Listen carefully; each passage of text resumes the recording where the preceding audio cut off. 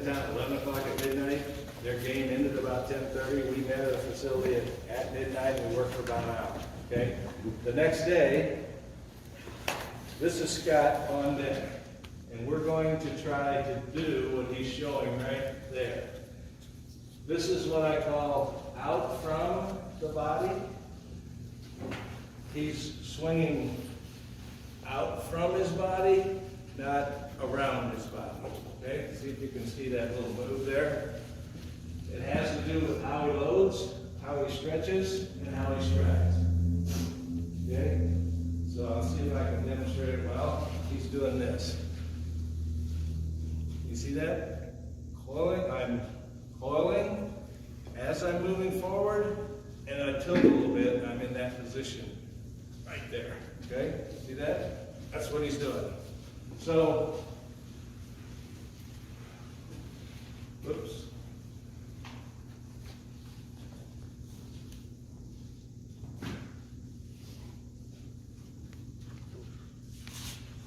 What's going on here? Where's my little button that moves me from swing to swing? Oh, that was it. Okay, so where is it here? This was his neck. This was the at-bat that followed that on deck serve. Okay?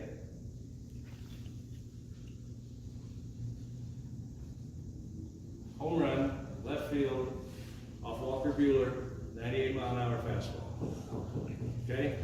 That little move that I showed you is his stretching, it's his timing, it's his direction. It's pretty easy to do, standing here, not having to worry about a ball. Okay? But we got to learn to do that in a game. Okay? We did a little bit of it yesterday. Today we're going to do a little stride. All right, and then the other thing I want to show you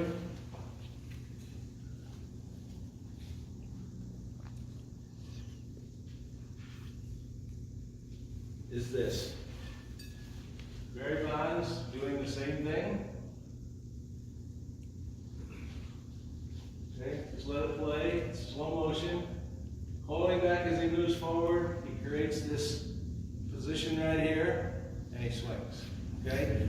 But on Barry, and the reason Barry was Barry, besides everything else that was good about him, watch how far into the process he gets before he actually releases the barrel. And when I put the yep on the screen, that's when he releases the barrel. Nope, nope, nope, nope, nope, nope, yep. See how deep into the process he is? He is way into here before he releases his barrel. That means he's got so much of the swing done before he makes a commitment. And he's got a tremendous stretch as a result of that. And the bat snaps, and that's why Barry was Barry. I mean, his technique was just off the charts, better than everybody's ever played the game. Okay? Yes, he was on steroids. Okay? Not defending that. But he was a great player before steroids. He would have never hit as many home runs he hit without them, but he would have been a Hall of Famer anyway. Okay?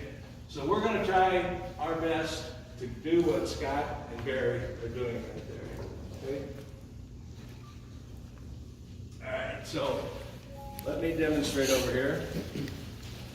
Today, we're going to work on the stride, out from, and on around. We did some on around yesterday, remember?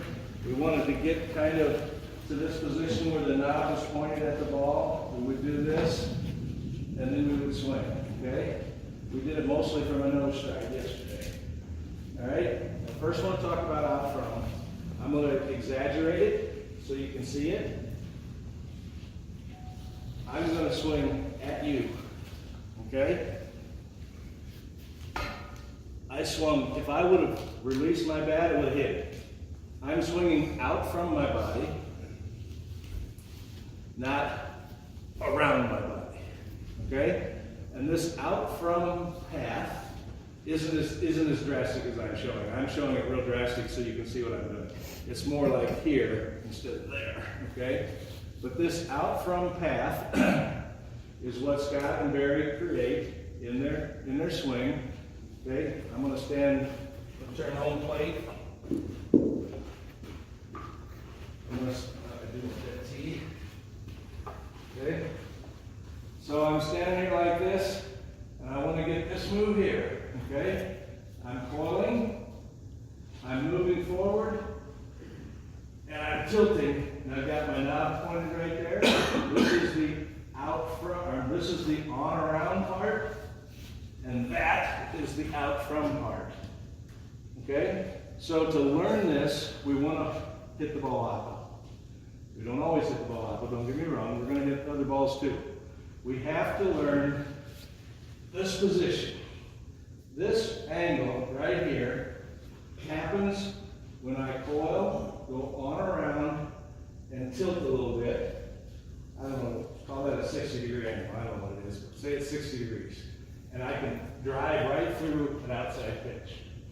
I want that same angle on the middle ball. What happened? There was the outside pitch. There's the middle ball. This angle didn't change. My leg turned me. See that? Think of an oscillating fan. The fan that you turn on, it goes back and forth across your room. Okay, the blade's moving, but the pedestal is changing its direction. Okay? Here, the pedestal changed my direction, even for the inside pitch. Okay? On all these pitches, now I'm not saying it's exactly 60 degrees, I'm just pointing out what this looks like to me. Outside, middle, in. This angle is the same for all of those, which means I do the same thing from the waist up for every pitch. And my leg pivots me a little bit more or not at all for the location out, middle, in part of this way. Okay? So we have to learn to do the on around to the out from position. Outside ball, middle ball, inside ball. And if you remember when we worked on the wall, we wanted the barrel to be parallel to the wall, right? So on an outside pitch, the wall would be pointed that direction, and my bat would take that path parallel to the wall. On the middle pitch, my legs already turned me a little bit. The wall, you can use this white line as your wall. My bat goes parallel to that white line. Okay? On the inside pitch, the wall's pointed this direction. My bat goes through the ball parallel to the wall. Am I making sense? Yeah. When you go through the inside pitch parallel to the wall, you'll stop rolling over the ball, and you'll stop hitting those long foul balls that hook over there. Okay? I was a long foul ball hooker when I played. Strike one, strike two, rolling away, strike three, go sit down.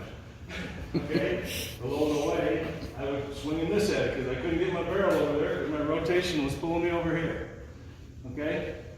So, this out front path feels like, as a left-handed batter, it feels like I'm going to throw my bat at the shortstop. As a right-handed batter, it's going to feel like you're going to throw your bat at the second baseman. But the leg turns you into the ball. Okay? If this ball is here, I'll move inside, and I don't do this and let my leg turn me, and instead I do this, what am I going to do? I'm going to roll over in a ground ball, or if the puck pitch is high, I'm going to hook it foul. Okay? This is around your body. This is out from your body. Okay? All right. So let's. I want you to stand up in like 2 rows across in front of me, like 6 in front, 7 in front, 7 back. Move that bench out of the way if we need to, and face me. Okay, we'll give us some room. We're going to swing, so give me some. Spread out. Give ourselves some room. Okay. So I want you to make all this concept, make it easy if you pay attention to what the knob does. Okay? I'm going to go on around and out front. Watch my knob. What did it do? It made this little circle here. I didn't do that with my arms. I didn't do it with my arms. My hands stayed right here the whole time in relation to my torso. torso. My fused torso is rolling around the ball of my finger to create this knob circle right here. See that? Just try it. Just kind of go back and forth. Try to get the feeling. You gotta get coiled enough. You're not coiled enough.